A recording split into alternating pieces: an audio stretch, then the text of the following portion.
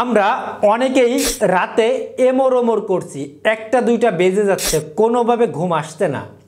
এর কারণ কি এবং এর সমাধানে করণীয় কি, এবং আমি দুইটি খাবার নিয়ে আলোচনা করব, যে দুটি খাবার আপনি রেগুলার খেতে পারলে আপনার রাতের ঘুম বৃদ্ধি করতে সহযোগিতা করবে।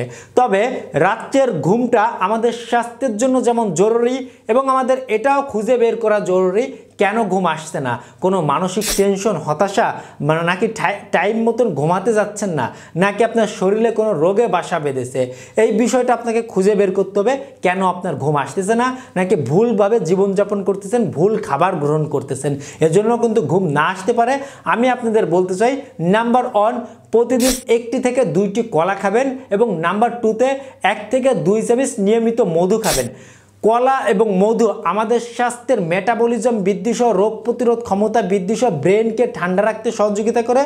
ঘুমের টাইমে ঠিক মতন ঘুমাতে গেলে আমরা সহজে ঘুমাতে পারবো, এবং এই দুইটি খাবার ঘুমের জন্য দুর্দান্ত ফলাফল দিয়ে থাকে। অবশ্যই আমরা নিয়মিত খাওয়ার চেষ্টা করব। ধন্যবাদ সবাইকে।